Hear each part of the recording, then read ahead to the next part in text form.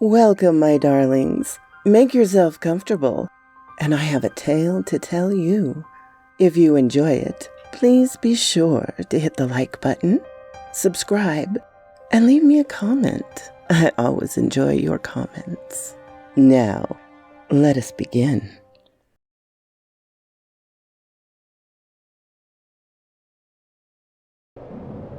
The Mountains of Madness by H.P. Lovecraft. Chapter 7.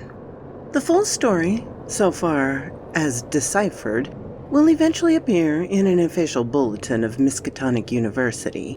Here I shall sketch only a salient highlight, in a formless, rambling way. Myth or otherwise, the sculptures told of the coming of those star-heated things of the nascent, lifeless Earth out of cosmic space. Their coming, and the coming of many other alien entities, such as certain times embark upon spatial pioneering. They seem able to traverse the interstellar ether on their vast, membranous wings, thus oddly confirming some curious hill folklore long ago, told to me by an antiquarian colleague. They had lived under the sea a good deal, building fantastic cities and fighting terrific battles with nameless adversaries by means of intricate devices employing unknown principles of energy. Evidently, the scientific and mechanical knowledge far surpassed man's today, though they made use of it more widespread and elaborate forms only when obliged to. Some of the sculptures suggested that they had passed through a stage of mechanized life on other planets, but had receded upon finding its effects emotionally unsatisfying. Their preternatural toughness of organization and simplicity of nature once made them particularly able to live on a high plane without the more specialized fruits of artificial manufacture, and even without garments except for occasional protection against the elements. It was under the sea, at first for food and later for other purposes, that they first created Earth life, using available substances according to long-known methods. The more elaborate experiments came after the annihilation of various cosmic enemies. They had done the same thing on other planets, having manufactured not only necessary foods, but certain multicellular protoplasmic masses capable of molding their tissues into all sorts of temporary organs under hypnotic influence, and thereby forming ideal slaves to perform the heavy work of the community. These vicious masks were without a doubt what Abdul al-Hazred whispered about as the Shoggoths in his frightful Necronomicon, though even that mad Arab had not hinted that any existence on Earth except in the dreams of those who had chewed a certain alkaloid herb. When the star-headed Old Ones on this planet had synthesized their simple food forms and bred a good supply of Shoggoths, they allowed other cell groups to develop into the forms of animals and vegetable life for sundry purposes, extirpating any whose presence became troublesome. With the aid of the Shoggoths, whose expansions could be made to lift prodigious weights, the small, low cities under the sea grew to vast and imposing labyrinths of stone, not unlike those which later rose on land. Indeed, the highly adaptable Old Ones had lived much on land in other parts of the universe and probably retained many traditions of land constructions. As we studied the architecture of all these sculptured Paleogene cities, including that whose eon-dead corridors we were even then traversing, we were impressed by a curious coincidence which we have not yet tried to explain, even to ourselves. The top of the buildings, which in the actual city around us had of course been weathered into shapeless ruins ages ago, were clearly displayed in bas relief and showed vast clusters of needle-like spires, delicate finales on certain cone and pyramid apexes, and tiers of thin, horizontal scalloped discs capping cylindrical shafts. This was exactly what we had seen in that monstrous and portentous mirage cast by a dead city, when such skyline features had been absent for thousands and tens of thousands of years, which loomed on our ignorant eyes across the unfathomed mountains of madness as we first approached poor Lake's ill-fitted camp. Of the life of the old ones, both under the sea and after part of them mitigated to land, volumes could be written. Those in shallow waters had continued the fullest use of the eyes at the end of their 5 main head tentacles.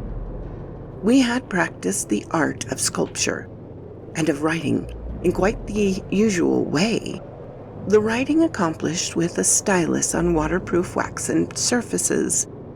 Those lower down in the ocean depths, though they used a curious phosphorescent organism to furnish light, pieced out their vision with obscure special senses operating through the prismatic cilia on their head, senses which rendered all the old ones partly independent of light in emergencies. Their forms of sculpture and writing had changed curiously during the descent, embodying certain apparently chemical coding processes, probably to secure phosphorescence, which the bas-reliefs could not make clear to us. The beings moved in the sea, partly by swimming, using the lateral crinoid arms, and partly by wriggling, with the lower tier of denticles containing the pseudofeet. Occasionally they accomplished long swoops with the auxiliary use of 2 or more sets of their fan-like folding wings. On land they locally used the pseudofeet, but now and then flew to great heights or over long distances with their wings. The many slender tentacles into which the crinoid arm branches were infinitely delicate, flexible, strong, and accurate in muscular nervous coordination, enduring the utmost skill and dexterity in all artistic and other manual operations. The toughness of the things was almost incredible. Even the terrific pressure of the deep sea bottoms appeared powerless to harm them. Very few seemed to die at all except for by violence, and their burial places were very limited. The fact that they covered their vertical, inhumed dead with 5-pointed inscribed mounds set up thoughts in Danford and me which made a fresh pause and recuperation necessary after the sculptures revealed it. The beings multiplied by means of spores, like vegetable terra phyta, as Lake had suspected, but owing to their prodigious toughness and longevity, and consequent lack of replacement needs, they did not encourage the large-scale development of new prothalia, except when they had new regions to colonize. The young matured swiftly and received an education evidently beyond any standard we can imagine. The prevailing intellectual and aesthetic life was highly evolved and produced a tenaciously enduring set of customs and institutions which I shall describe more fully in my coming monograph. These varied slightly according to sea or land residence, but had the same foundation and essentials. Though able, like vegetables, to derive nourishment from inorganic substances, they vastly preferred organic, and especially animal food. They ate uncooked marine life under the sea, but cooked their viands on land. They hunted game and raised meat herds, slaughtering with sharp weapons, whose odd marks on certain fossil bones our expedition had noted. They resisted all ordinary temperatures marvelously, and their natural state could live in water down to freezing. When the great chill of the Pleistocene drew on, however, nearly 1 million years ago, the land dwellers had to resort to special measures, including artificial hearing, until at last the deadly cold appeared to have driven them back into the sea. For their prehistoric flights through cosmic space, legend says, they had absorbed certain chemicals and become almost independent of eating, breathing, or heat conditions. But by the time of the Great Cold, they had lost track of this method. In any case, they could not have prolonged the artificial state indefinitely without harm.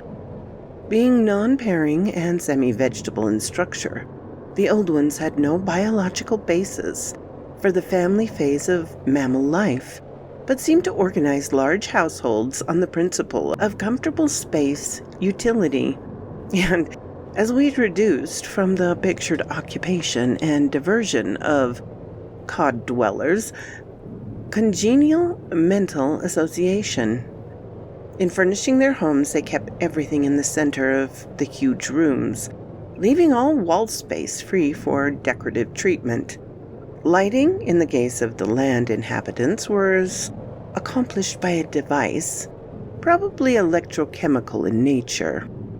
Both on land and underwater, they used curious tables, chairs, and couches, like cylindrical frames, for they rested and slept upright with folded-down tentacles, and racks for hinged set of dotted surfaces forming their books. Government was evidently complex and probably socialistic, though no certainties in that regard could be deduced from the sculptures we saw. There was extensive commerce, both local and between cities, certain small, flat counters, 5-pointed and inscribed, serving as money, probably the smallest of the various greenish soapstones found by our expedition were pieces of such currency. Though the culture was mainly urban, some agriculture and much stock raising existed. Mining and a limited amount of manufacturing were also practiced. Travel was very frequent, but permitted migration seemed relatively rare except for the vast colonizing movements by which the race expanded. For personal locomotion, no external aid was used, since in land, air, and water, movement alike, the old ones seemed to possess excessive, vast capacities for speed. Loads, however, were drawn by beasts of burden, shoggoths under the sea, and in certain varieties of primitive vertebrates in the later years of land existence. These vertebrates, as well as an infinity of other life forms, animal and vegetable, marine, terrestrial, and aerial, were the product of unguided evolution acting on life cells made by the old ones, but escaping beyond their radius of attention.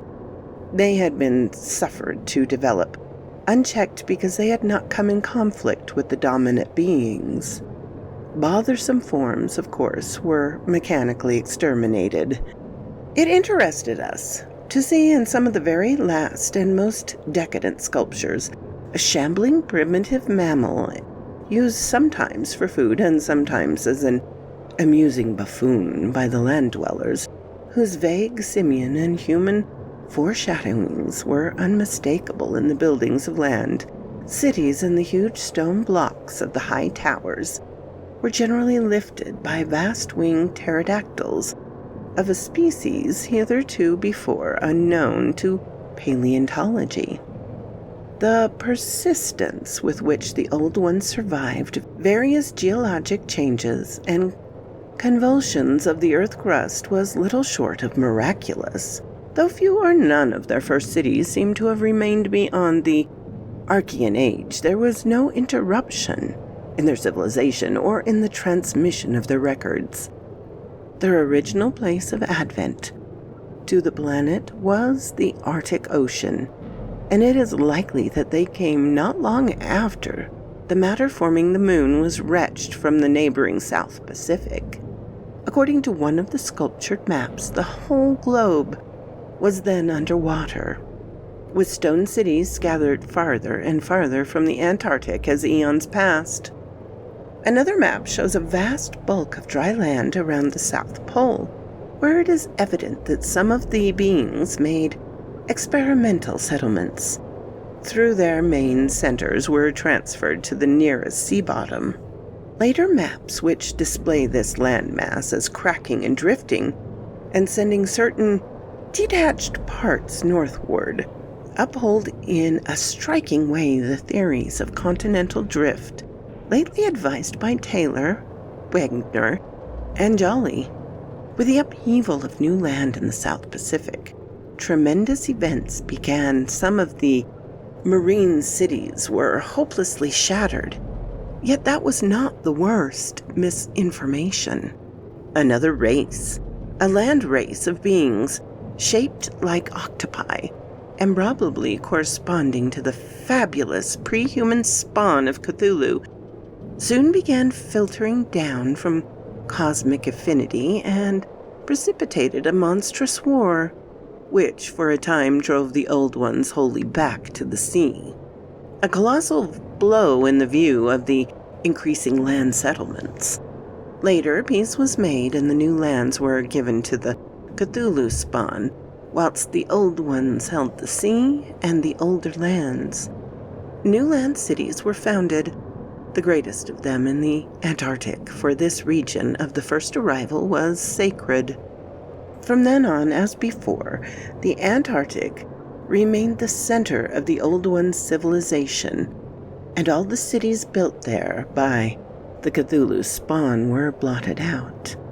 Then suddenly the lands of the Pacific sank again, taking with them the affrighted stone city of Rayleigh and all cosmic octopi, so that the Old Ones were again supreme on the planet, except for one shadowy fear about which they did not like to speak.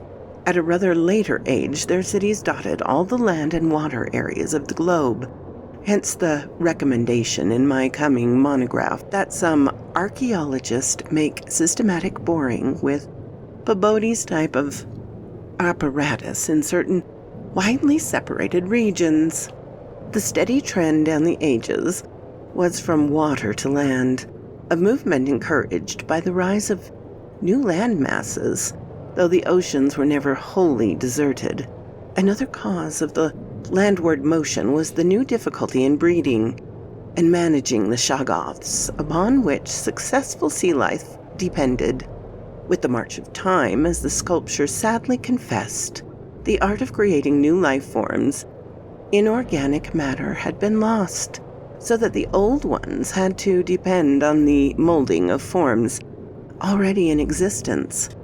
On land, the great reptiles proved highly tractable, but the shoggoths of the sea, reproducing by fission and acquiring a dangerous degree of accidental intelligence, presented for a time a formidable problem.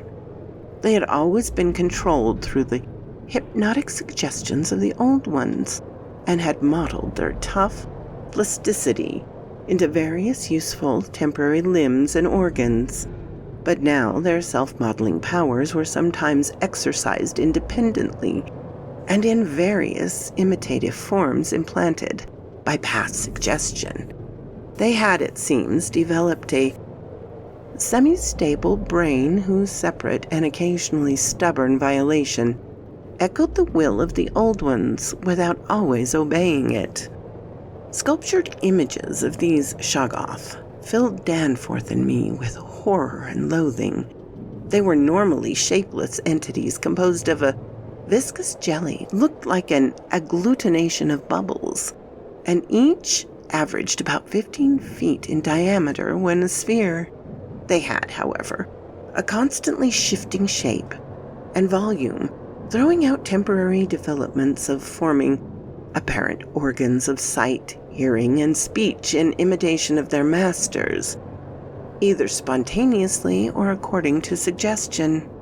They seem to have become particularly intractable towards the middle of the Permian Age, perhaps 150 million years ago, when a veritable war of presubjugation was waged upon them by the marine Old Ones. Pictures of this war, and of the headless, slime-coated fashion in which the shoggoths typically left their slain victims, held a marvelously fearsome quality, despite the intervening abyss of untold ages.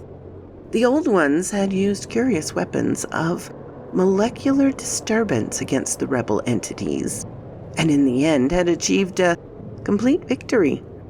Thereafter, the sculpture showed a period in which Shoggoths were tamed and broken by armed Old Ones, as the wild horses of American West were tamed by cowboys. Though during the rebellion the Shoggoths had shown an ability to live out of water, this transition was not encouraged, since their usefulness on land would hardly have been commiserated with the trouble of their management. During the Jurassic Age, the Old Ones met afresh adversities in the form of a new invasion from outer space. This time, by half fungus, half crustacean creatures undoubtedly the same as those figuring in certain whispered hill legends of the north, and remembered in the Himalayas as the Migo, or abominable snowmen. Dun dun dun. Sorry. To fight these beings, the Old Ones attempted, for the first time since their terrene advent, to sally forth against the planetary ether, but despite all traditional preparations, found it no longer possible to leave the Earth's atmosphere. Whatever the old secret of interstellar travel had been, it was now definitely lost to the race. In the end, the Migo drove the Old Ones out of all of the northern lands, though they were powerless to disturb those in the sea. Little by little, the slow retreat of the elder race to their original Antarctic habitation was beginning. It was curious to note from the picture battles that both the Cthulhu spawn and the Migo seem to have been composed of matter more widely different from that which we know than was the substance of the Old Ones. They were able to undergo transformations and reintegrations impossible for their adversaries, and seem therefore to have originally come from even remoter gulfs of cosmic space. The Old Ones, but for their abhorrent toughness and peculiar vital properties, were strictly material and must have had their absolute origin within the known space-time continuum, whereas the first source of the other beings can only be guessed at with bated breath. All this, of course, assuming that the non-terrestrial linkages and the anomalies ascribed to the invading foes are not pure mythology. Conceivably, the Old Ones might have invented a cosmic framework to account for their occasional defeats, since historical interest and pride obviously formed their chief psychological element. It is significant that their annals failed to mention many advanced and potent races of beings whose mighty cultures and towering ethics figured persistently in certain obscure legends. The changing state of the world through long geologic ages appeared with startling vividness in many of the sculptured maps and scenes. In certain cases, existing science will require revision, while in other cases its bold deductions are magnificently confirmed. As I have said, the hypothetic of Taylor, Wagner, and Jolly, all that the contents are fragments of an original Antarctic landmass which cracked from centrifugal force and drifted apart over a technically vicious lower surface. A hypothesis suggested by such things as the complementary outline of Africa and South America, and the way the great mountain chains are rolled and shoved up, receiving striking support from this uncanny source. Maps evidently showed the Carboniferous of 100 million or more years ago displayed significant rifts and chasms, destined later to separate Africa from the once continuous realms of Europe, then the Valuesa of primal legend, Asia, the Americas, and the Antarctic continent. Other charts, and most significantly one in connection with the founding 50 million years ago of the vast dead city around us, showed all the present continents well differentiated, and in the latest discoverable specimen, dating perhaps from the Pleistocene age, the approximate world of today appeared quite clearly despite the linkage of Alaska with Siberia, of North America with Europe through Greenland, and of South America with the Antarctic continent through Graham Land. In the Carboniferous map, the whole globe, ocean floor and rifted landmass alike, bore symbols of the old one's vast stone cities. But in the later charts, the gradual recession towards the Antarctic became very plain. The final Pleistocene specimen showed no land cities except on the Antarctic continent and the tip of South America, nor any ocean cities north of the 50th parallel of south latitude. Knowledge and interest in the northern world, save for a study of coastlines probably made during long exploration flights on those fan-like membranous wings, had evidently declined to zero among the old ones. Destruction of cities through the upthrust of mountains, the centrifugal rending of continents, the seismic convulsions of land or sea bottom, and the other natural causes was a matter of common record, and it was curious to observe how fewer and fewer replacements were made as ages wore on. The vast dead megalopolis that yawned around us seemed to be the last general center of the race. Built early in the Cretaceous age after a titanic earth buckling had obliterated a still vaster predecessor not far distant. It appeared that this general region was the most sacred spot of all, who reputedly the first old ones had settled on a primal sea bottom. In the new city, many of those features we could recognize in the sculptures, but which stretched fully 100 miles along the mountain range in each direction, beyond the farthest limits of our aerial survey. There were reputed to be preserved certain sacred stones, forming part of the first sea-bottom city, which were thrust up to light after long epochs in the course of general crumbling of strata. So quoth this raven. What? You're still here after the whole story? I really appreciate that, darlings. Please hit the like button and subscribe if you haven't. And I always love to hear from you. Have a glorious day, my darlings.